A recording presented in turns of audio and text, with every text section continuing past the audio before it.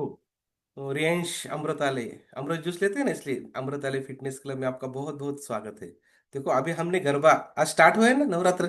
गरबा किया है, दांडिया खेला है, वर्कआउट किया है, सब कुछ। तो अभी हम अच्छी अच्छी बातें सुनने वाले। हमारे लिए अच्छी बातें सुनना बहुत इंपॉर्टेंट है, इसलिए हम रोज अच्छी अच्छी बातें सुनते हैं 5:30 से 7 बजे तक। आप भी आ सकते हो, है ना? तो चलो, ध्यान लगाओ, आंख बंद करना है सबने। श्वास के ऊपर ध्यान रखना है। श्वास श्वास अंदर जा रहा है, श्वास बाहर आ रहा है, श्वास अंदर जा रहा है। तो अच्छी तरीके से ध्यान रखना है, श्वास बहुत इंपॉर्टेंट है। श्वास है तो हम हैं, इसलिए श्वास के ऊपर प्रेम करो। श्वास को याद रखो। अरे, मुझे आपको देखना है, आपको संगात लेके जाना है, क्योंकि आप है तो मैं हूं। Yes, yes, yes. इसलिए देखो, क्या बात है, बहुत बढ़िया। तो चलो, वेरी गुड। ओम शांति। दुर्गा माँ, संतोषी माँ, पार्वती माँ, काली माँ, लक्ष्मी, सरस्वती, चारों तरफ देवियों का आह्वान, जागरण, व्रत, पवित्र जीवन, माहौल ही सात्विकता का है। क्योंकि नवरात्रे शुरू हो चुके हैं आज से। हम सब मिलकर कितनी प्यार से, श्रद्धा से, भावना से शक्तियों का आह्वान कर रहे हैं, जिनको हम कहते हैं शिव शक्ति। उनका आह्वान हो रहा है। लेकिन थोड़ा सा आज कुछ क्षण लेकर इस पे चिंतन करते हैं कि हम किसका आह्वान कर रहे हैं। उन्हें हम शक्ति भी कहते हैं, उन्हें हम माँ भी कहते हैं, उनको हम अस्त्र शस्त्रों के साथ दिखाते हैं, और उनके ही चरणों में हम असुर भी दिखाते हैं। ये सब चीज़ हमें कौन से ज्ञान का अर्थ सिखाने की कोशिश कर रही है?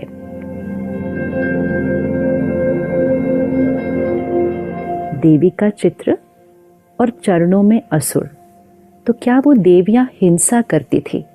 क्या उन्होंने असुरों की हिंसा की थी, या इसके पीछे कुछ भाव है? और जो शक्ति का आह्वान कर रहे हैं, कौन सी और कहाँ से उन शक्तियों को बुला रहे हैं? थोड़ा सा सोचते हैं। डिविनिटी, प्योरिटी, ये आत्मा का ओरिजिनल गुण है जो आज हम भूल चुके हैं। और क्योंकि हम अपनी डिविनिटी को भूल जाते हैं, तो हमारे अंदर के जो वाइसेस हैं, काम, क्रोध, लोभ, मोह, अहंकार, ये इमर्ज हो जाते हैं। डिविनिटी मर्ज हो जाती है, विकार इमर्ज हो जाते हैं।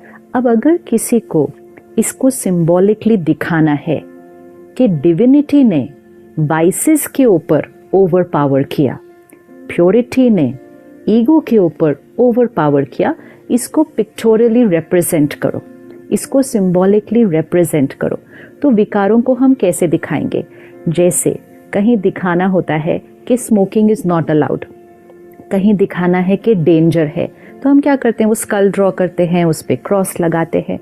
तो कोई एक्चुअल स्कल थोड़ी है, लेकिन सिंबॉलिक है कि ये डेंजर है। तो वो जो वाइसेस, वो जो असुर चरणों के नीचे दिखाए हुए हैं, वो कोई असुर नहीं है फिजिकल, वो हमारे अंदर की आसुरी वृत्ति, विच मीन्स हमारे अंदर की नेगेटिविटीज, हमारे अंदर की रॉन्ग हैबिट्स, हमारे अंदर की वीकनेसेस, हमारे अंदर के विकार, jealousy, hatred, hurt, rejection, manipulation, control, domination, the list is long. लेकिन क्योंकि हमने ध्यान नहीं रखा, हमने अपने अंदर के असुरों को जागृत करके रखा हुआ है।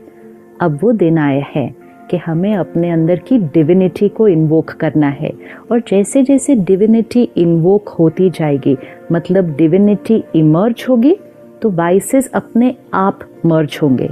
वाइसेस इमर्ज होते हैं तो डिविनिटी अपने आप मर्ज हो जाती है, क्योंकि at one point of time एक ही क्वालिटी का संस्कार जागृत हो सकता है।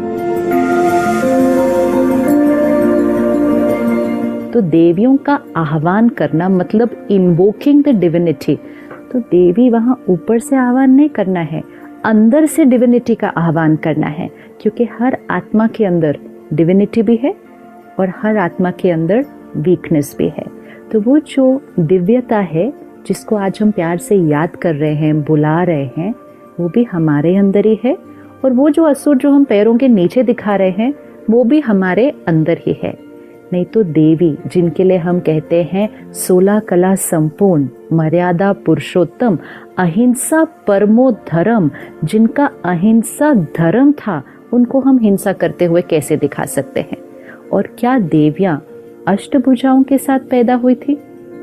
अष्टभुजा, आज अगर आपके घर में एक बच्ची पैदा होती है जिसकी अष्टभुजाएं हैं, तो आप तुरंत क्या करेंगे? शायद सबसे पहले तो डॉक्टर वो सर्जरी कर देगा, क्योंकि वो अष्टभुजा कोई लिटरल फिजिकल 8 आर्म्स नहीं है, वो आत्मा के अंदर की अष्ट शक्तियां, 8 पावर्स ऑफ द सोल, जिससे वो डिविनिटी इमर्ज होती है। क्योंकि भुजा शक्ति का सिंबल है, पावर, यू से इज वेरी पावरफुल, फिजिकल तो हैंड का सिंबल है, और हर भुजा के अंदर एक एक शस्त्र है। शस्त्र नॉलेज का है। तो क्या भावार्थ है? ज्ञान के शस्त्र को लें, आत्मा अपने अंदर की शक्ति को यूज करे, और जब ज्ञान के शस्त्र से आत्मा शक्ति को जीवन में यूज करेगी तो डिविनिटी इमर्ज हो जाएगी, और जब डिविनिटी इमर्ज हो जाएगी विकार मर्ज हो जाएंगे। तो अष्टभुजाधारी अर्थात अष्ट शक्तियों वाली डिवाइन आत्मा। तो आज अपने साथ पुरुषार्थ करते हैं कि मुझ आत्मा की वो जो अष्ट शक्तियां हैं, सहन करने की शक्ति, सामना करने की शक्ति, परखने की शक्ति, निर्णय लेने की शक्ति, सहयोग देने की शक्ति, बहुत सारी शक्तियां हैं। और आज हम बहुत इजीली कह देते हैं मेरे अंदर तो शक्ति ही नहीं है, मेरे से तो सहन ही नहीं होता, मैं नहीं सबके साथ एडजस्ट कर सकती, और एडजस्ट करूँ तो कितना करूँ, मैं ही सबका एडजस्ट करूँ, मैं ही ये हमने कहते कहते क्या कर दिया, अपने अंदर की शक्तियों को कम कर दिया। तो ये 9 दिन शक्तियों का आह्वान करना है। और शक्तियों का आह्वान करने के लिए हम क्या करते हैं? सबसे पहले जागरण करते हैं। अब सोचने की बात है, देवियों को याद करना है, उनकी महिमा करनी है, दिन में क्यों नहीं कर सकते हैं? रात को जाग कर क्या करने की जरूरत है? क्या दिन में करने से हम देवी की महिमा नहीं कर सकते हैं? लेकिन जागरण मतलब अज्ञान की नींद से जागरण। तो जब इस सृष्टि पर कलयुगी अंधकार है, अज्ञान, इग्नोरेंस, डार्कनेस, जब अज्ञान है तब अवेकनिंग की जरूरत है। अवेकनिंग अर्थात waking up from that night of ignorance.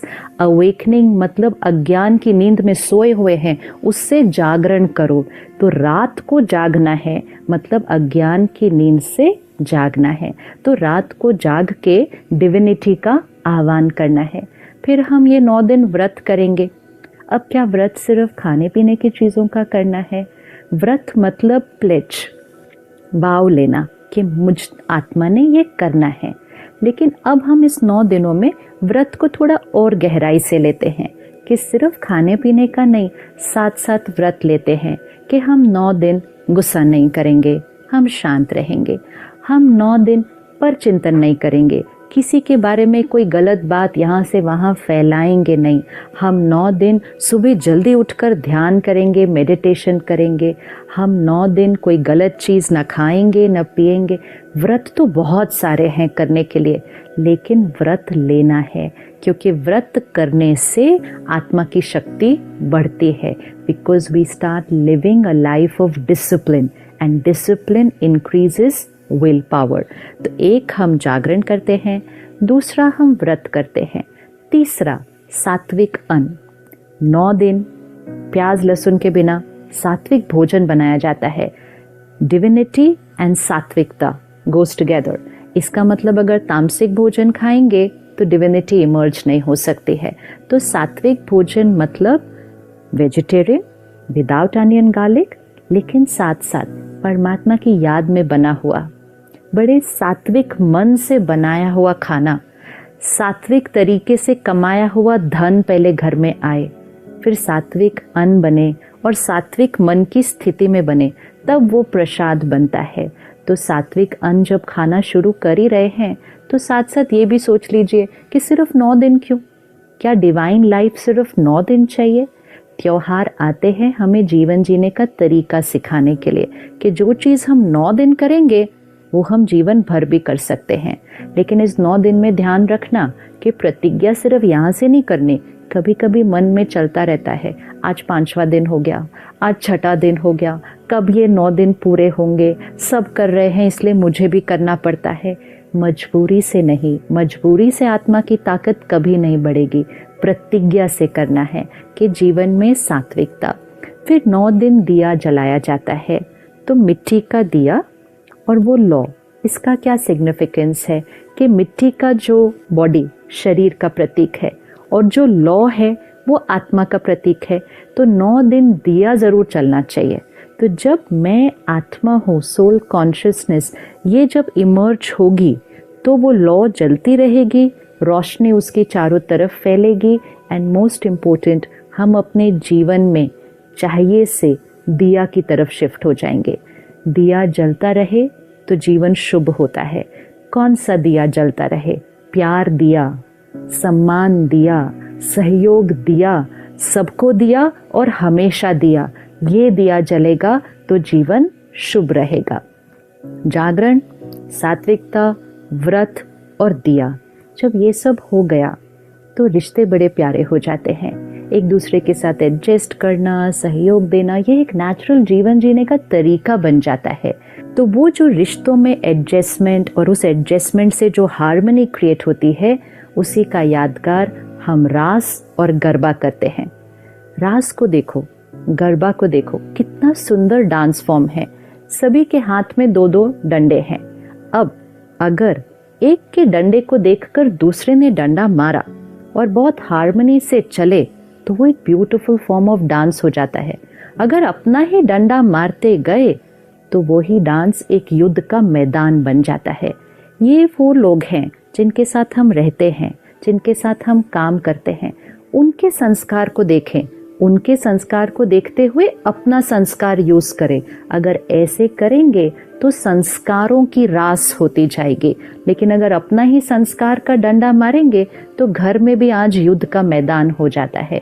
तो परमात्मा कहते हैं कि जो आत्मा जागरण करती है अपने विकारों से, व्रत लेती है जीवन में और उसके जीवन में सात्विकता आती है और सोल कॉन्शियसनेस उसके लिए जो नेचुरल होता है, वो औरों के साथ संस्कारों की रास करती है।